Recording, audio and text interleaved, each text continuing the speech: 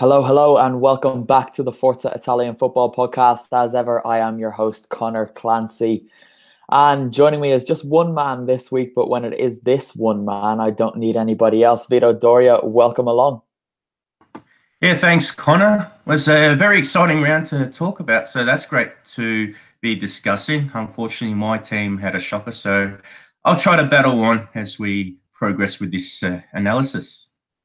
Yeah, much appreciated, Vito. But there was a certain result that went very much in your team's favor as well. So you have that to get to, and we will be getting to that. So don't worry too much. It was an exciting weekend. There were, I guess, just to start by looking at things in general, there were 33 goals or 34 goals. I don't know if I counted that before the last minute drama in Udine, but there was 1-0. And of course, I was there. And it was probably the worst game I will see this season. But again, we'll get to that. And Forza Italian Football's riders were at just 6 of the games this weekend. So again, standards are slipping. We'll get back. Don't worry. Okay, so yes, Vito, I guess the obvious place to start is where the round of action finished. Udinese 0, AC Milan 1, and just about won. Alessio Romagnoli, again, for the second time in a week, popping up with a last-minute goal to win it for Milan, and he's proving a bit of an unlikely hero for them. It's very surprising on the basis that he is a defender, and out of the centre-backs, he's probably not as offensive as Mattia Musacchio is. That's not to say that he doesn't have the skills, but you would think that he's the guy that's marshalling the defence and is the captain in the first place, so you'd think he'd be in the back line first. That being said, he's actually got some decent skills, Romagnoli, and I remember when he made his Serie A debut about 5 years ago, he even scored, so that was quite interesting. So to have him chip in with the goals in the last 2 games, that's a pretty good effort, and hopefully it shows that Milan can share the load around. Yeah, well, that's something that I was trying to talk about last week, and I think last week that when they beat Samp, am I right? Suso, Cutrone, and Higuain all scored, and I was thinking it was a good sign that the attacking players were sharing the goals around. And since then, Romagnoli rather has got himself too. So if they can share the goals around, that is definitely promising. I want to get your thoughts on Gennaro Gattuso setting up at a 4-4-2. It struck me that both Ricardo Rodriguez and Diego Laxalt played on the left. Do you think this is something he should look to use more, especially with Cutrone and Higuain striking up that relationship? I would personally persist with it. My reasoning for that is because Diego Laxalt, in fact, used to be a left midfielder or left winger, and he only really became a left wing back when he played at Genoa.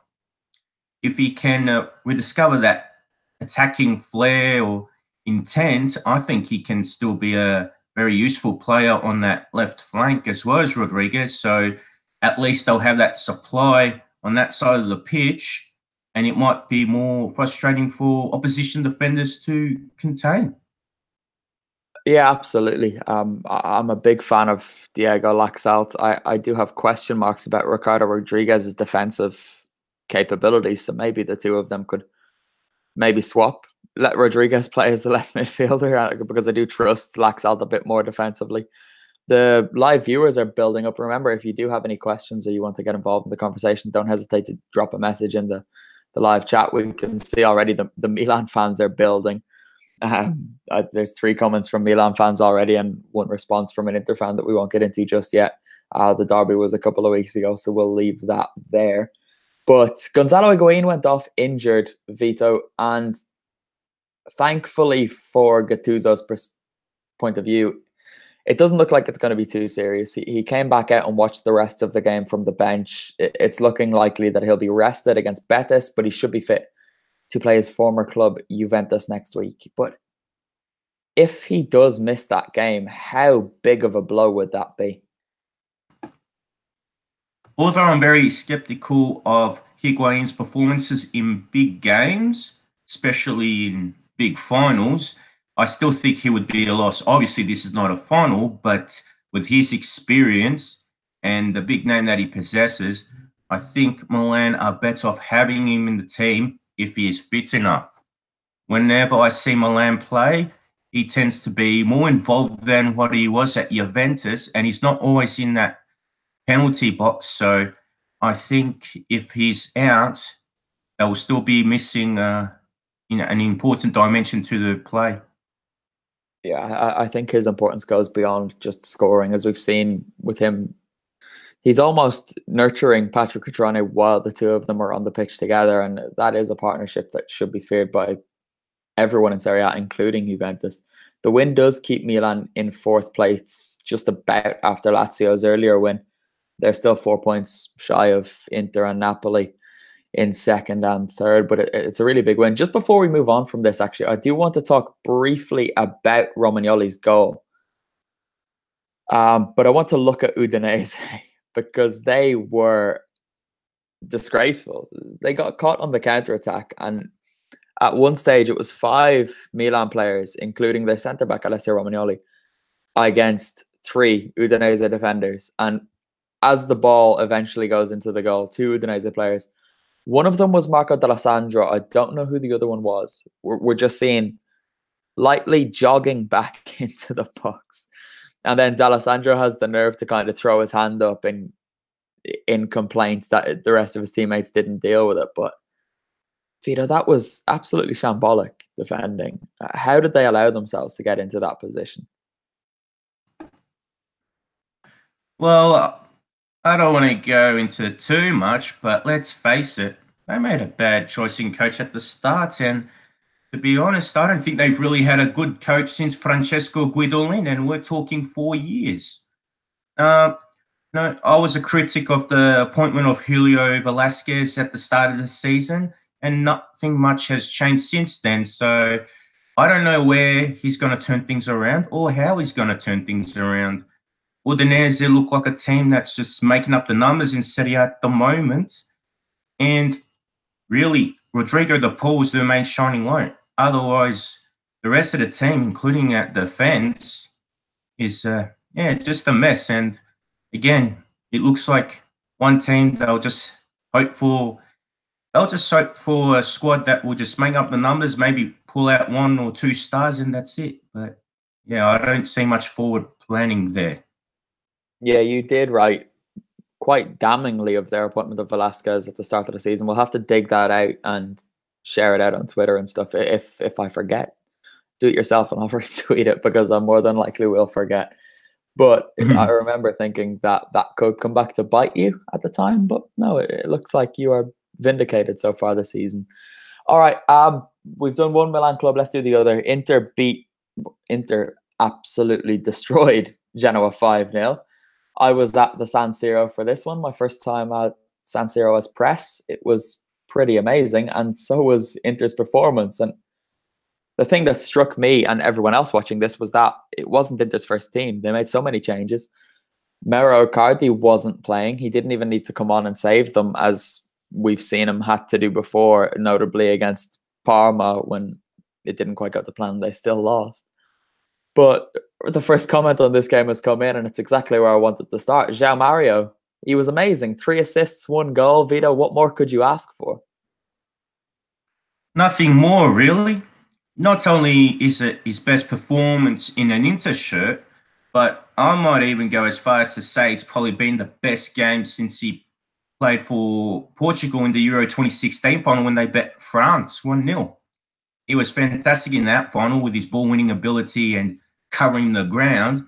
And in this game, he showed more attacking intent and willingness to, supply his teammates. So although he's been a critic of Italian football and Italy as a country, I've been happy with this particular performance, and I really hope it's a stepping stone for better things to come for him as well as for Inter themselves. And I do hope it gives him a chance to open his eyes a bit more about Italian football and embrace the league and the style of play.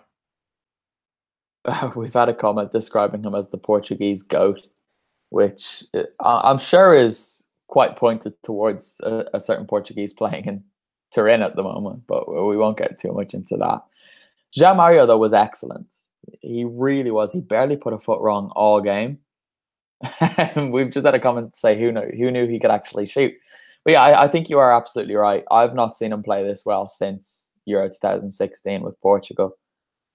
And it's quite good to see him settling in, and with Roberto Gagliardini shining as well in midfield. It shows that Inter do have maybe a little bit more depth than we thought. But with regard to João Mario, Vito, do you think he can redeem himself in Italy, or is it just a case of Inter and Spalletti hoping he puts in a few good performances now for the next month and then they can sell him for a bit of money in January? Or has he actually got a place that he can win in this team?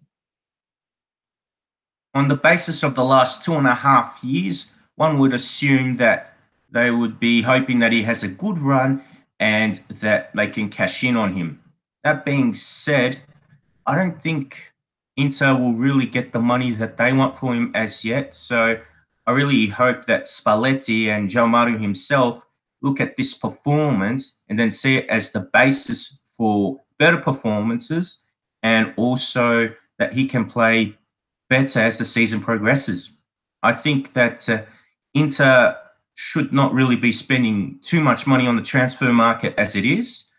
But if they keep things as they are in January, then it's better that João Mario can show that he can be involved in the construction of Inter's play and that he can stand up in big games, because we've seen with Portugal that he is a big game player and he can put in the hard yards. So if he can do that for Inter, that would be fantastic.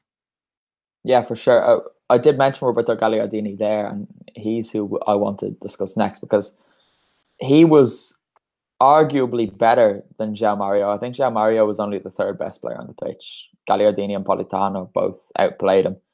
I was so happy for Gagliardini, obviously, as an Atalanta fan, having watched him come through with the Bergamaschi and seeing him go to Inter, and he was excellent at the San Siro for what was it, the first 4 months there. He went in January. For the rest of that season, he was really, really good, and then it kind of changed, and it's been a downward spiral for him ever since. But I'm hoping that this is a turning point for Gagliardini, and I think it can be, because he seemed so relieved to score those goals. You could see how happy he was in his celebrations.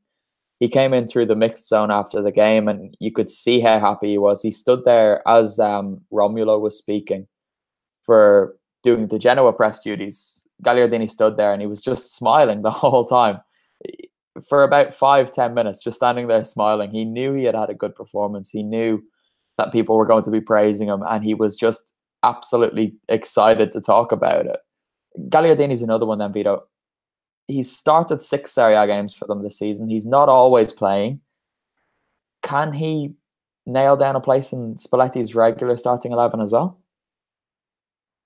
It will be tough for him to do that with the likes of Vecino and Brozovic in the team, but I would like him to do so. The more Italians, the merrier, I say. Another thing I would look at is that I've seen Gagliardini get into goal-scoring positions in previous games for Inter, and he's been extremely wasteful, whereas this time against Genoa, he was able to take his chances, and I reckon that's what he needs. Although he's not an out-and-out striker, he can make those late runs into the box. So if he's another scoring outlet for the Nerazzurri, I think it would be great for Spalletti, and it would be also great for Gagliardini's confidence, because I don't think he's a bad player, but he's also got to show everyone that he wasn't just good because he came through the Atalanta youth ranks and that he fit into Gasparini's system. If he can show that he can perform at a big club and perform under Spalletti, I think that would do a great deal for his confidence, would really boost it up. And he does get called to the Italian national team. So hopefully that means he can sustain a place in the national team and actually be a good contributor when Roberto Mancini gives him opportunities.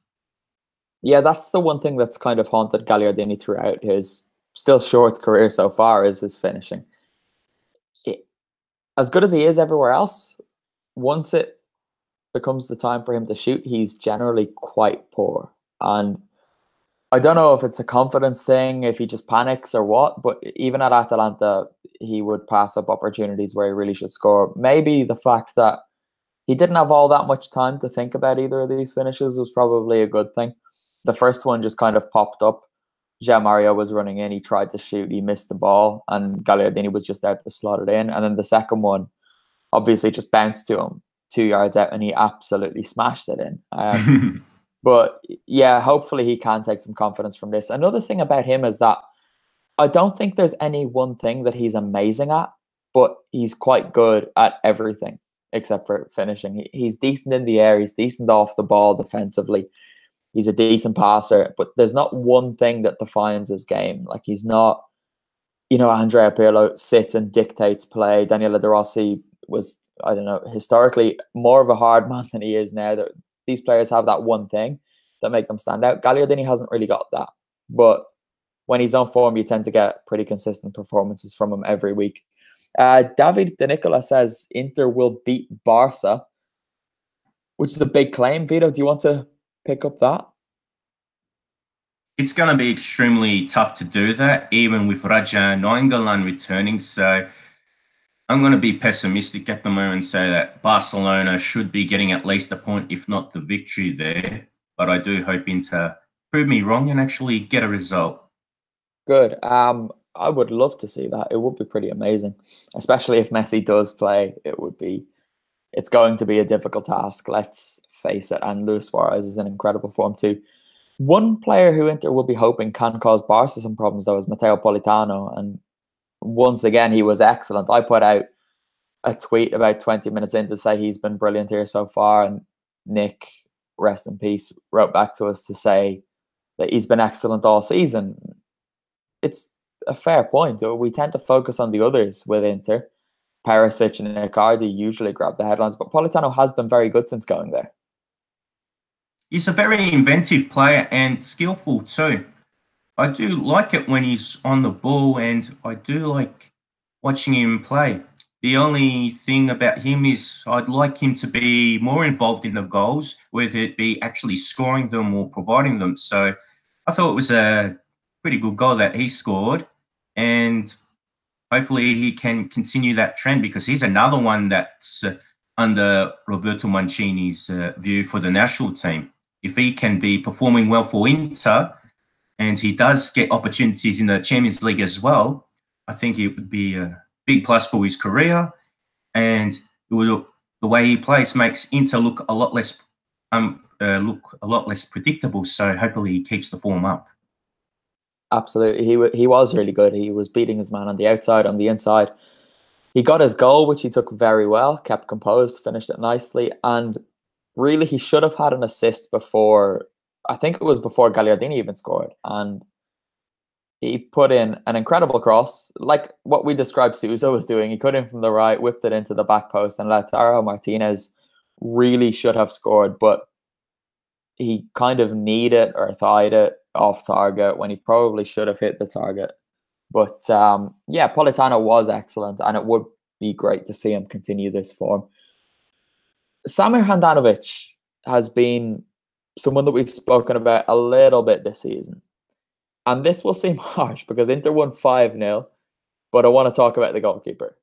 There was an incident at, I think it was 1-0, where the ball was rolled back to him. He was at his near post, and he tried to play a first-time pass across his own goal and box to, I can't remember who it was. I think it might have been Stefan de Vrij. He kind of mishit it. Do you remember like Daniele Padelli did a couple of years ago for Torino? And in Padelli's case, the ball just trickled into the net. But thankfully for Handanovic's safety, it didn't. It rolled across his goal, and they managed to scramble it clear. There have been question marks around Handanovic this season, particularly when he has the ball at his feet. And it seems like he's going to be asked to do that a little bit more this year. Do Inter need to consider bringing in somebody else to replace him? Or can they rely on him to perform every week? I do recall the moment that you're talking about, and I reckon the commentator was a bit scared when he saw that. He thought maybe it would have been like another comical goal or something like that.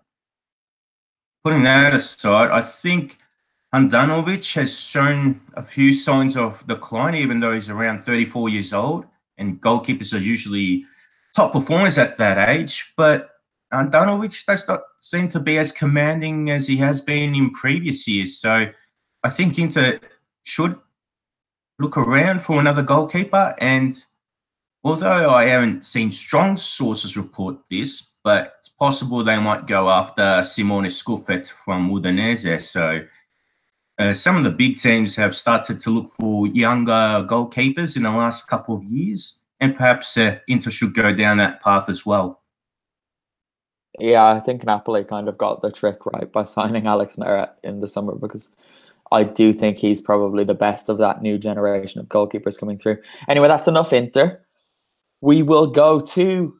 Right, let's go to Napoli, actually. They beat Empoli 5-1. They were very impressive. Andres Mertens is back to his very best with an impressive hat-trick. Fito, good news for the Belgian, good news for Napoli. I think it was excellent the way Napoli played, and also Mertens in particular played a fantastic game. I had my doubts about how Mertens would adapt to Ancelotti's formation and how he would adapt to Ancelotti's game plan, but he showed that he's still got the magic. It was a fantastic hat-trick, especially the goal that he scored to make it 3-1, that long-range shot that looped over the Empoli goalkeeper, Provedel. And I think it's ideal that Insigne and Mertens are working well as a duo in the 4-4-2, because they still have that fluidity, and it still makes Napoli look rather unpredictable. So although Maurizio Sarri is gone, Carlo Ancelotti has still managed to utilize the Belgian, and he knows how to produce some outstanding goals too. So that's great to see from a football fan's perspective. It is an absolute joy to watch Insigne and Mertens combine when they're on their game. And Callejon usually joins in too, more so when they're playing in the 4-3-3. But yeah, Insigne and Mertens just have this understanding. It's almost as if they've been playing with each other since they were children on the streets, and they've always known what the other's going to do, where the other's going to be. And I know it's cliche, but they really look like they are enjoying playing with each other. When they score, you see them celebrate. They're absolutely loving it. And the longer this goes on, the better, because Napoli, even without Maurizio Sarri, have been an absolute joy to watch this year. And I have to hold my hand up and say I was wrong about my doubts about Carlo Ancelotti, it seems. The season is still long. I accept that. But he has done a really good job just keeping things ticking over there while also making changes. One of the changes he has made this season, and this is something I wrote about, it was either early this week or last week, I can't remember. I've just been so busy. But Nikola Maximovic has come back into the setup. He's not playing every week, but under Ancelotti, he has proven Maurizio Sarri wrong, and he has shown that he still has a role to play in this team. He's formed a good partnership with Kalidou Koulibaly. He offers versatility in that he can play as right back as well as in the centre. And he's decent on the ball. What was Sarri's problem with Maximovic? Because he seems to be showing that there were no footballing reasons for his exclusion. It just seemed very strange, but Sarri was just too stubborn in that aspect. I do like Sarri as a coach, like him very much, in fact, but that particular aspect of his coaching was something that stunned me a bit. I thought he could have worked a bit more with his reserve players and find better ways to utilize them. It came to a point where Napoli's formation and starting lineups were becoming too easy to work out. So I reckon that Sarri should have been able to integrate Maximovic and the other players a bit more. But that's all in the past now. And now it's Ancelotti that's really utilising the full squad at its disposal. And I think Napoli will be better off in the long term, because knowing that they've got that depth, that should enable them to compete better in the Champions League and in the Coppa Italia as well. So I don't think there'll be that prime focus on Serie A and trying to win that third Scudetto. This is the thing, and this is something we said pre-season as well, as Carlo Ancelotti isn't really a league manager, is he? He's a cup competition winner. And Napoli, if they do get out of this group, which they are, I'm not going to say well placed to do, but they are better placed than we thought they would be after they slipped up in their first and easiest game of the group. So it would be amazing to see a few more big nights at the Stadio San Paolo, and Ancelotti knows how to do well in Europe. Right, someone who came in this summer and had a slow start, he didn't play that much, but now is showing exactly why Napoli bought him, was Fabian Ruiz, Vito. He is a perfect player for Napoli, and he's not a direct replacement for Jorginho, but he slots into that team in a different role, but just as nicely as Jorginho did. He does. I must admit, I barely watched him when he was at Real Betis, so my knowledge of him was very limited. But when he has played for Napoli, I've been very impressed with him. And I do like that he's composed on the ball. He's generally got good feet. And he's also got a decent shot on him too. So, again, he's another outlet for Napoli to provide with goals. So he'll make Napoli another competitive team. Oh, he'll keep Napoli an entertaining team to watch. So, he's one guy that fans can keep an eye out for. And I think moving forward, he'll be a good short-term option. But I think in the long term, he's really got some benefits because he's only in his early 20s. So there's plenty to be positive about in regards to him. Definitely. I've only seen Napoli in the flesh once this season, and I really want that to change. I'm looking through the fixtures now, trying to see when I can get to see them again, because they're playing some really nice stuff. And the time I saw them in Turin, they were excellent as well. Lorenzo Insigne in particular that day was absolutely phenomenal. But I think we'll move on from that. Actually, no, Caputo seems to be the only Empoli player that is able to score this season. And before the season started, and even after the first couple of games, we were praising Empoli's attacking system, but they're too reliant on one player to score their goals for them, which doesn't usually have a good ending. Are they going to be lucky to survive this year, Vito, do you think? On the basis of the first 11 rounds, it does seem that they're going to be lucky to survive if Caputo's just providing the goals. They need a bit more from the midfielders to contribute as well, especially the attacking midfielder, Miha Zajc, who's a good assist man, but not much of a goal scorer. Antonino Lagumina, as we discussed last week, has been disappointing in Serie A. So even if they do keep him for the long term, maybe in January they need another striker who's got a bit more Serie A experience and can take that pressure off Caputo, because Caputo's been playing well. He scored 5 goals this season, but if he's the only one that's scoring the goals, that's very hard for Andrea Zoli and also for Empoli in general. And also, Empoli wouldn't want opposition defenders to be shutting down Caputo, because if there's extra space for the other players, they don't look good enough to capitalize on those chances. Definitely. I won't have a bad word said about Lagumina this week, though, Vito, because he's absolutely tearing it up for me in my Football Manager save at the moment. I'm with Barry in Serie B. I brought him in after a terrible start on loan, and he is firing me up into the playoff places. So leave him alone this week. You can start bashing him again next. All right, that's enough. Actually, Kalidou Koulibaly was amazing. His run up the pitch as if he was Lorenzo Insigne for the opening goal was incredible. But all right, that really is enough Napoli for the third time. Where will we go now? Lazio beat Spal 4-1. And this, while the point of your piece still stands firm, because this wasn't a big game, the timing of your piece was unfortunate, because I published it on Saturday morning. Basically about Lazio's big game mentality is probably something that's going to cost them this year. I won't give too much away because people should go over there and read it. It's a good piece as always, Vito.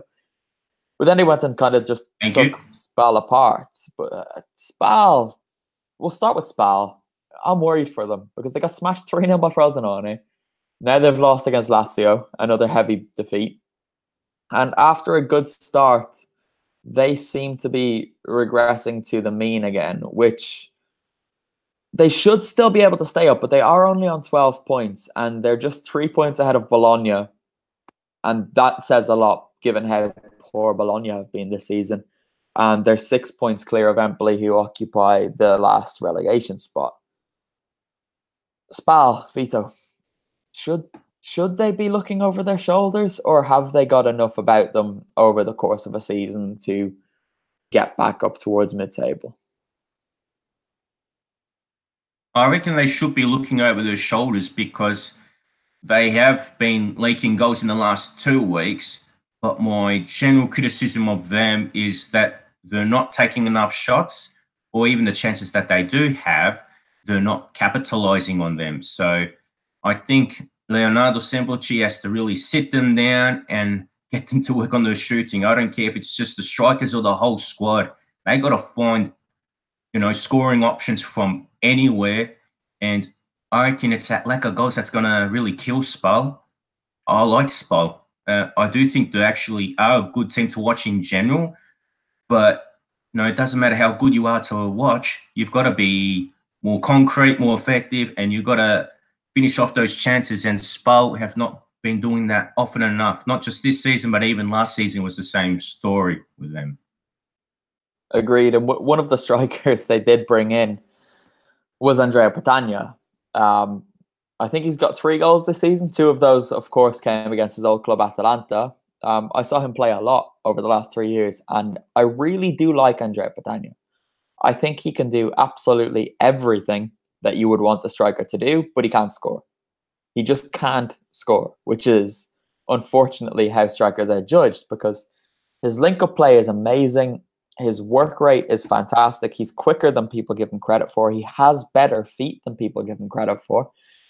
He creates a lot of chances, but when it comes to him being in the box and being responsible for taking one of those chances, 19 times out of 20, he doesn't do it. And unfortunately, Spal would probably rather he did everything that he can't do and didn't do everything that he does do at the moment. It's a tricky situation for them.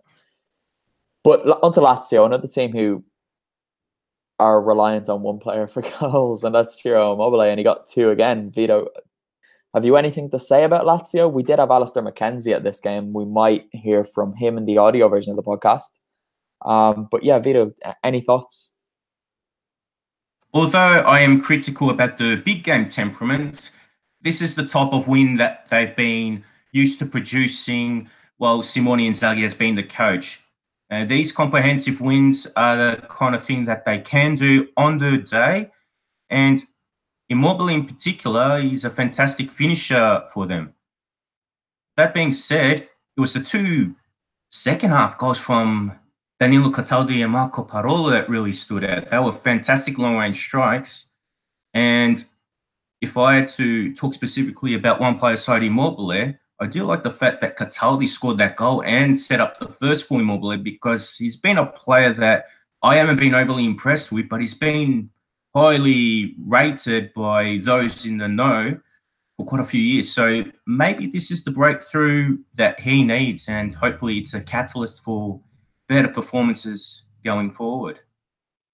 Okay, Vito, we will move on quickly now to Fiorentina Roma. We're not going to talk about this too long for those of you watching on YouTube, because we had Vieri Capretta at that game, and I will be speaking to him shortly after we record this, and I'll be inserting the audio into the audio version of the podcast, which you can get on iTunes, SoundCloud, Acast, and Spotify now too. And basically anywhere you get podcasts, you can get it there. So do download that and listen, because we do like to put in some extra treats for our audio subscribers. So Vito, right, very quickly.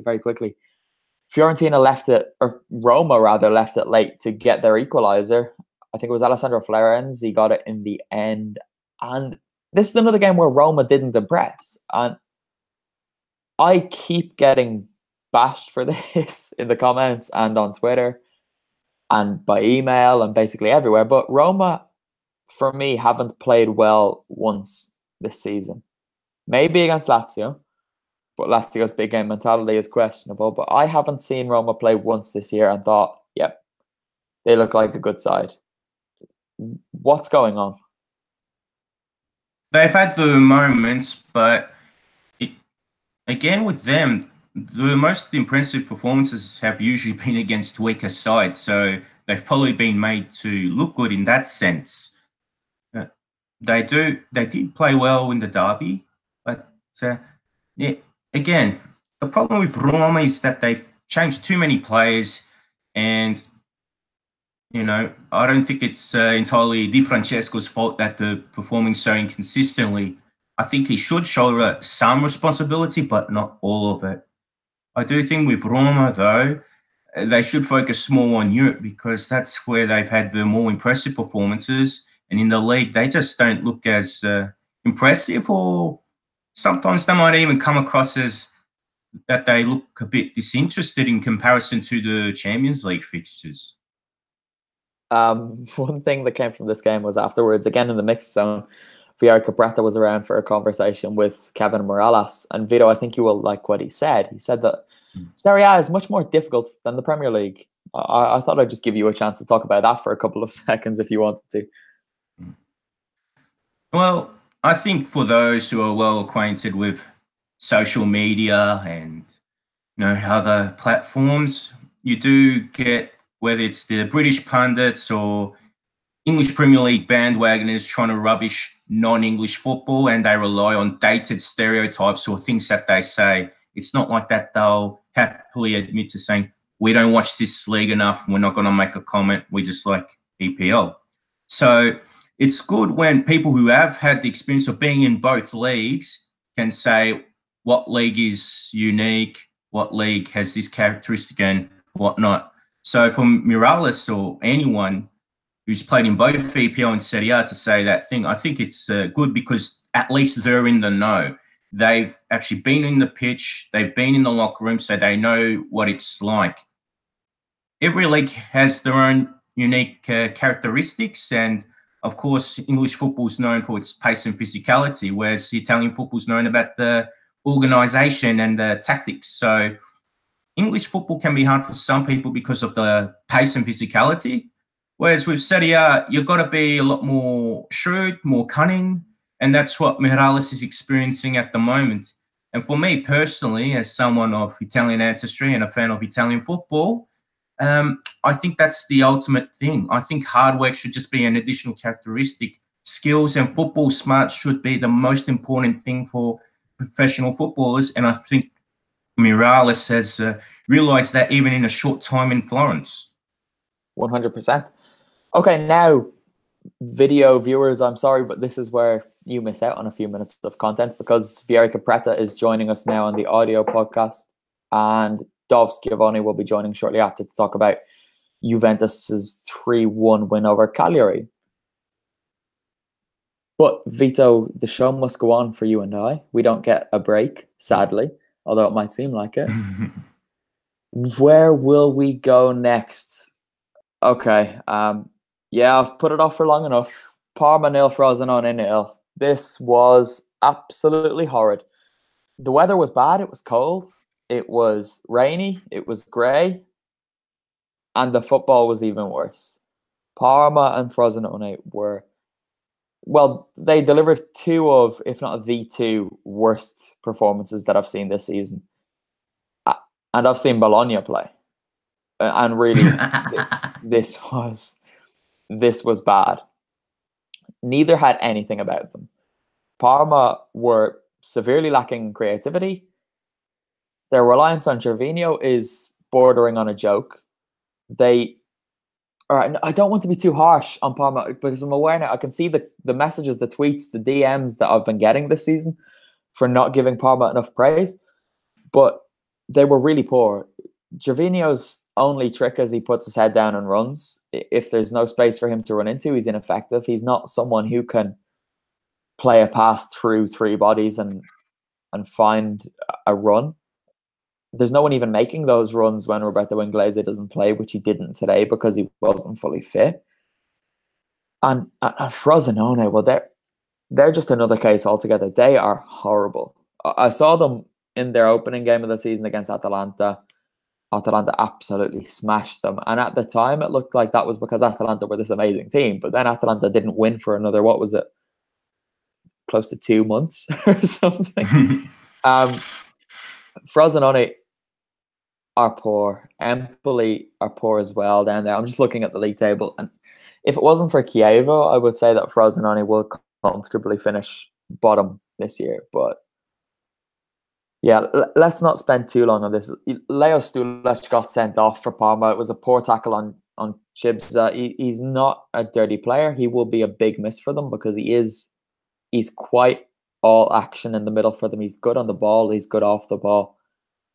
He will definitely be missed. The best game, I'm sure you didn't watch this, Vito, and I can't blame you for not watching it, but the best thing to come from this game was Bruno Alves, for a reason only known to him, did a bicycle kick in the middle of the pitch for some reason.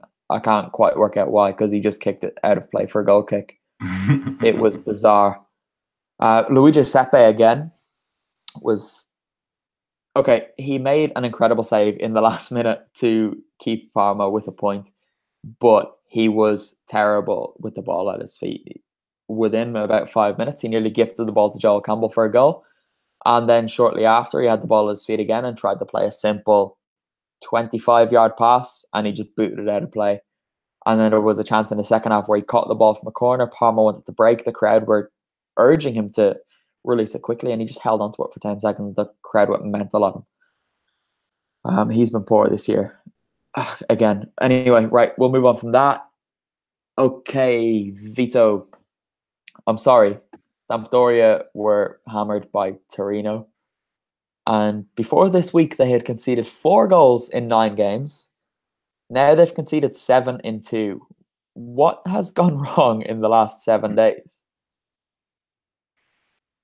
One of the main problems is that Sampdoria have been defending deeper, and I do think in some cases it is a confidence issue. But if this game was anything to go by, Torino deserve credit for playing a more direct and quicker game than Samp. And they also were moving at a great intensity as well. What I liked about Torino was that they were keen to apply the pressure, and it wasn't like that they slowed down at 4-1. They were happy to go for the 5th goal as well. And I think with Andrea Bellotti and the wing-backs playing well as Iago Falque, I think that was really great for the Granata as well. They just could not handle the physicality. They looked like they were more frail than Toro. And the midfield setup, usually it's been pretty good, but they could not really complete many passes. So that was disappointing. And I think because of that, that just added pressure on the defense, who weren't able to play the ball out from the back as they usually would. Yeah, the one big plus to come from this was that Andrea Bellotti did score twice. And hopefully he can get back to something close to the best that we saw a couple of seasons ago. And I guess this should be his last season at Torino. If he is to have the career that we all thought he would have, surely this summer will be the time for him to move on. I think he has to, especially if after this game he goes on an amazing run of goals and he still produces something like 25 goals or more. Torino are a team that should be having Europa League aspirations, but I reckon they've underachieved in the last few years, and it's scary to think that when they did qualify for Europe, Gianpiero Ventura was their coach, and they had a good run then, making the round of 16 from memory, so maybe even the quarterfinals. So I think it's important for Mazzarri and his men to really wake up and really back themselves to get that Europa League spot, whether it's due to Bellotti firing the goals or other players making significant contributions. They definitely have a squad there to do that. They built really well this summer, I think. Simone Zaza was a really good signing. He's not quite shown it just yet, but I do think he will prove to be a very good signing for them. Ventura, as you mentioned, continued his excellent start at Chievo. They lost 2-0 against Sassuolo and remain on -1 point, which I do think people go a little bit over the top with the Ventura hate. I mean, you see guys just chiming in on Twitter and stuff, any excuse to bash him. But I know he did terribly at Italy, but before that, he wasn't the worst coach in the world. But it is quite funny seeing Chievo on -1 points after 11 games. I don't have anything against Chievo, or well, I have a fair bit against Ventura, but not as much as many others do. But the fact that they still haven't won, they've only drawn twice, and they are still on minus points. It's just quite a nice novelty, and I want it to go on until at least Christmas. Because Benevento were terrible last year, and there were all these records about them being the worst team ever. Chievo are smashing it. Even without the minus, they're on 2 points this season, which is, it's nothing other than funny. Sorry, any Chievo fans listening, but there aren't enough of you to be listening anyway, so I think it's safe. All right, this is what I've been waiting for. Giaccarini. Ah, yes. The own goal. Oh, thank you. Oh my God. Speak about comedy. This, Vito, can you just talk the listeners through this, please? Because this was hilarious. I really wanted Domenico Berardi to bury that shot because I do like Berardi. I think I've always liked him since that first season, especially when he scored 4 against AC Milan. So he might not be progressing as well as I would like, but I still have admiration for him and I hope he does well. That being said, he wasn't able to convert that chance. Sorrentino saved it.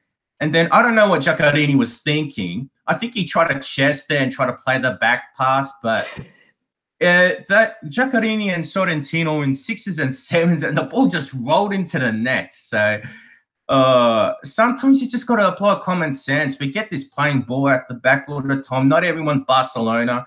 When the ball is loose, you got space, or you see that there's pressure, just kick the ball out, even if you give away a corner. But no, he had to put the ball down on his chest, let the ball roll in, and there you go. Chievo lose another game, and Giaccarini made an absolute fool of himself. It was absolutely amazing. And if you haven't seen it, just go and find it. It is probably the best, worst, most incompetent, most funny, most amazing thing you will see all season. Why he's trying to chest it back to Sorrentino, who he has just seen dive to the ground to make a save, and he is standing no more than 2 yards away from him, and he thinks Sorrentino is going to be able to react that quickly at what age is Sorrentino? 56? No, come on. Gigi Donnarumma couldn't even react that quickly. Sorrentino's an amazing goalkeeper and everything, but seriously, it's such a shame for Giaccarini, though, because he's been amazing for Chievo, even through all of this. He is the one consistent player they have, and he always seems to be at these teams that he is a lot better than, and I quite like him as a player. I wish he would go somewhere else, maybe Bergamo, but definitely away from Chievo. All right, Speaking of... Go.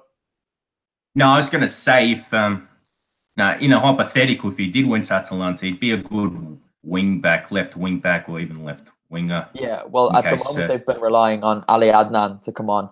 Robin Gosens is amazing, but Ali Adnan isn't.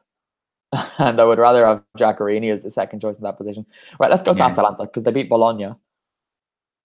Yeah. 2-1 after going 1-0 down, giving me an absolute scare, because we said last week, right, that Federico Santander would score and Bologna would win, and I'd be silent. Yeah. The big man didn't score. But he did create the goal for Mbaye. Yeah, he did. But what was the score in the end, Vito? Of course, Atalanta won. I'm just pointing out he was involved in a goal. I'm not just saying that he played an amazing game, because he didn't. The shocking thing that emerged for me this week since we last recorded is that Federico Santander was awarded Bologna's, well, their equivalent of Player of the Month. They call it MVP. I would be in my bonnet about that to begin with. But Federico Santander won Player of the Month for his club 2 months in a row. I would have given that to Orsolini for last month. At least on what I've seen anyway. If that doesn't show you just how terrible Bologna have been this year, then nothing will. Myself and Dov have seen Bologna a few times between us, and we maintain they are the worst team we've seen this year. And people keep messaging me when Bologna so much as score a goal now, being like, "Oh, remember when you said they were terrible? They are terrible. It's just that Well, they Empoli, are.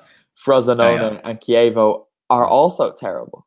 But Bologna, my God, they are bad. And it is summed up by the fact that Santander has been their best player for the last 2 months. According to the club themselves, it's madness. But anyway, Atalanta won. And I should call them actually Crisis Club Atalanta are now 10th.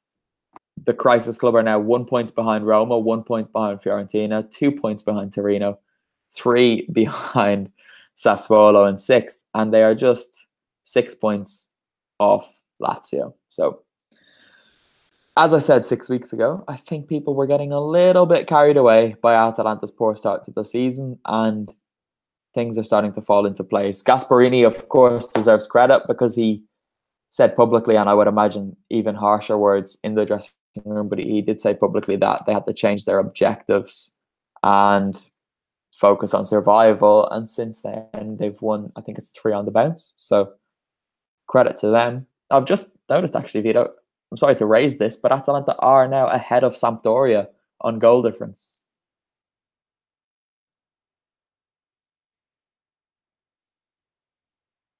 Your mic is on mute, Vito.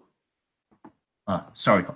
Bit unfortunate from a Sampdoria perspective, but I think this is the reality at the moment. Teams like Sampdoria and Atalanta are among the outsiders fighting for the Europa League spots. So, yeah, we'll just have to see how the season progresses and how both sides handle the fixtures. So, obviously, from a Samp perspective, I would love us to finally qualify for Europe again, but it's teams like Atalanta that will be a threat for us. And with this return to form, especially if Ilicic can remain fit, I think we've really got to be watching our backs a lot because we can't have any more slips.